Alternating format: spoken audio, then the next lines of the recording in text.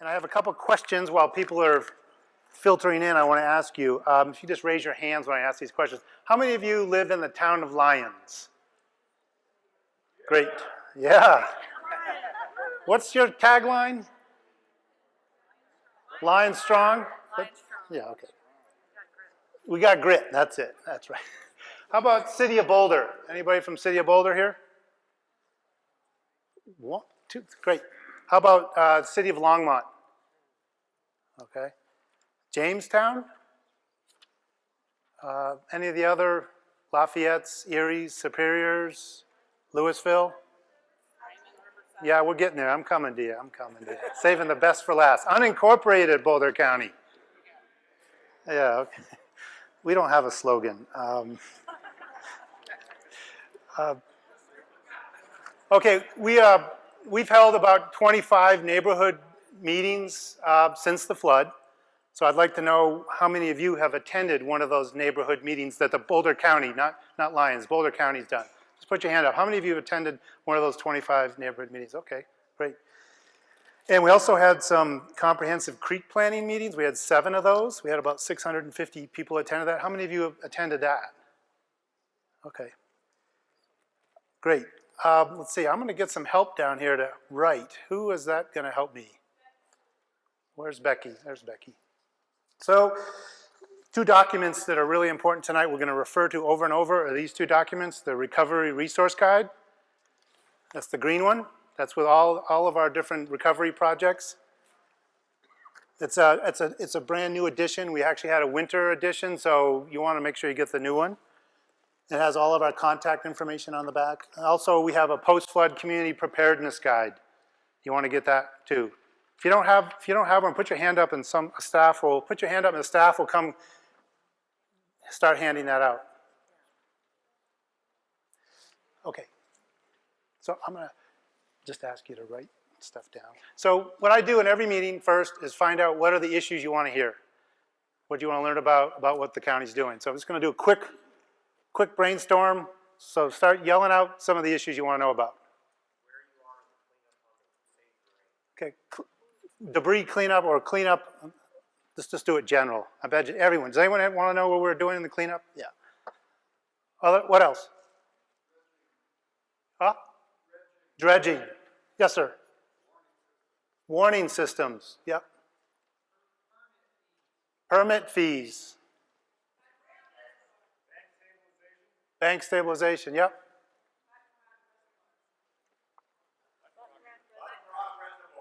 Oh, Button Rock Reservoir. Yeah. Private bridges.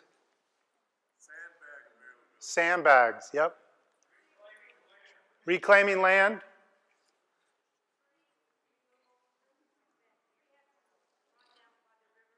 So tree removal that are falling, before they fall. Okay, tree removal. I want to know, how's it going with the process of property being turned over to open space? How is that? Now that the grant money's in place. So is that, you mean the buyout program?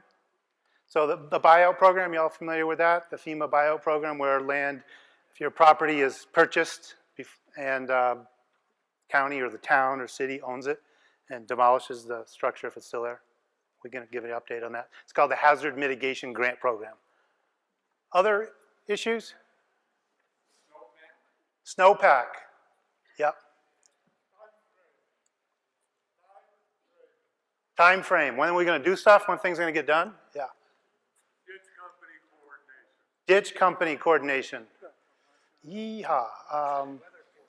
Weather forecast? Go ahead. What are we building in terms of resilience? Oh, how are we building in resilience? Yeah. River being put back in Apple Valley. Okay, where's the river going to be put back in Apple Valley? Go ahead, someone just yell out. I'm concerned about what people are doing upriver from us. Concerned about what people are doing upriver from us. Yeah? Yeah, keep your hand up if you haven't got one of those resource guides yet. We got people handing out. Other issues haven't been mentioned yet? Comprehensive NRCS plan. Yeah. Other issues?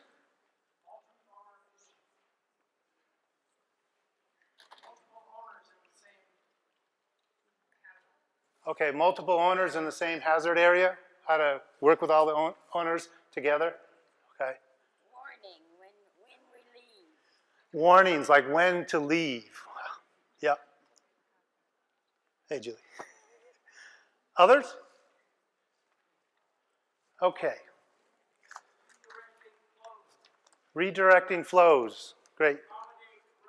To accommodate runoff, specifically in the South St. Vrain, correct, Ron?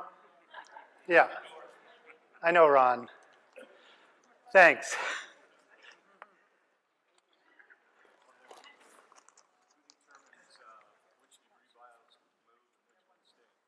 Who determines which debris pile moves and which debris pile stays? Great. Those are the questions. Permits to use the St. Vrain River? To use the water for?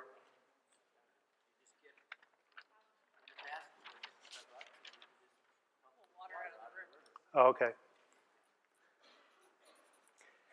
All right.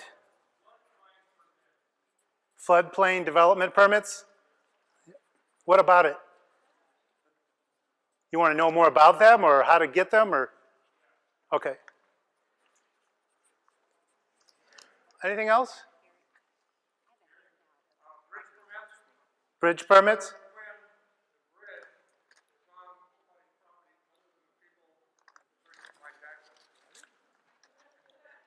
That sounds like Raymond and Riverside.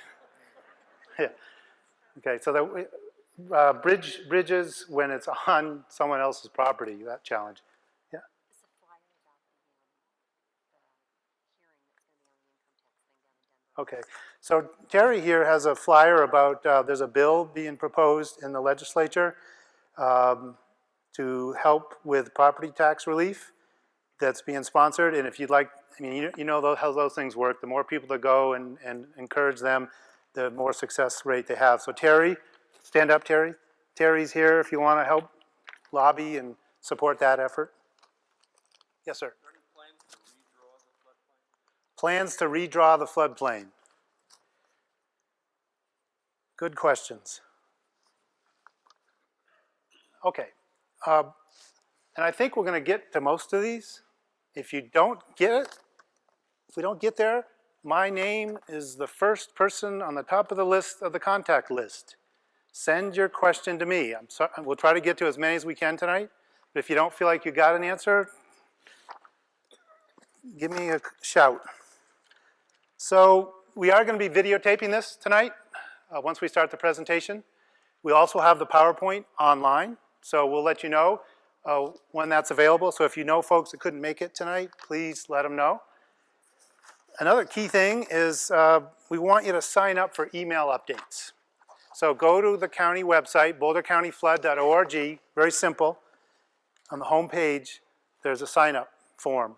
We're not going to use your emails or send them out. It's just sending you updates about news, and once we get some of the information you're going to want to hear later tonight.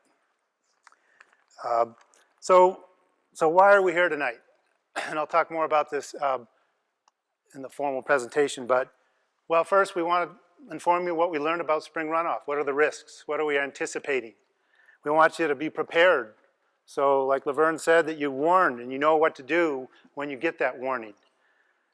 We want you to know what are the hazard mitigation projects that the county is going to be taking action on private property if you give us approval, give us permission to do so. The great news is we just got funding from FEMA to do work on private property. We're the only entity so far besides Jamestown to do that. We're going to have some question and answer period after those two presentations. We're going to tell you how we came up with those assessments and that priority before runoff. Then I'll give you some updates about some of the recovery activities that we're doing, which will answer, I think, some of your questions you asked, specific topic areas, and then we'll have some general questions, answers, and then we're going to urge you to go outside in the lobby and find a table that has an issue that you're interested in, whether it's bridge access or creek planning or housing and human services, etc. where you can get more specific answers, or at least find out where you can get those answers. Maybe not tonight, because it's a lot of detail, but you can at least connect with a staff so you can follow up with them. The other important thing is we have 5 tables out there with our implementation plans, our hazard mitigation projects that we've identified that we are going to implement before May 1st on all the reaches of the St. Vrain. So they're marked in the back in the lobby there. So we ask you to go there after the meeting's done in here, and there should be some folks from a consulting team we have that can help you provide more details about how we picked those and why we picked those, why those locations were selected. So, you know, one of the questions I hear over and over again is, why hasn't the county started picking up some of this debris, this hazardous debris before spring runoff?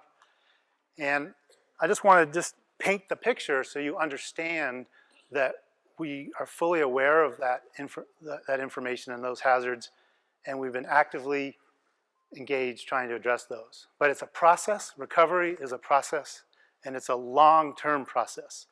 You know, as you know, first thing we did was emergency response, evacuations, stabilizing the environment. Then we worked on opening roads, and we did what we call a goat road, just to get emergency personnel and some residents back in. Then we started putting out roll-off dumpsters, so y'all could put debris, household debris, woody debris. We hauled away 2,000 of those so far to date. Then we started the roadside debris collection program. To date, we've hauled away 7,000 tons of woody debris, 9,000 tons of woody debris, 7,000 tons of household debris, and another 19,000 tons of sediment. That's equivalent of about 2,000 truckloads of debris. Then we started improving the roads, so the 2-lane winter road. How many of you live on a 2-lane winter road? Yeah, those are roads we can plow, basically. So that's helped us get through the winter. And so you can have access, so mail can start getting delivered. Then we embarked on a county-wide comprehensive hazard assessment in order to help inform us what is the highest priority hazard conditions we need to address before spring runoff. And we set a date of May 1st. As you can imagine, that's a huge undertaking. It's 3,000 pieces of data we obtained from the NRCS, National Resource Conservation Service, Army Corps of Engineers. At the creek planning meetings, you all wrote down what was happening in your neighborhood and your property. We did site visits. We walked 90 miles of creeks and drainages to look at it firsthand. And so that has informed and taken some time what we've determined to be the highest priority hazardous conditions we need to address right away. With that, we also were able to convince FEMA that this was an imminent threat, and they have now released funding to help reimburse the county to do that work.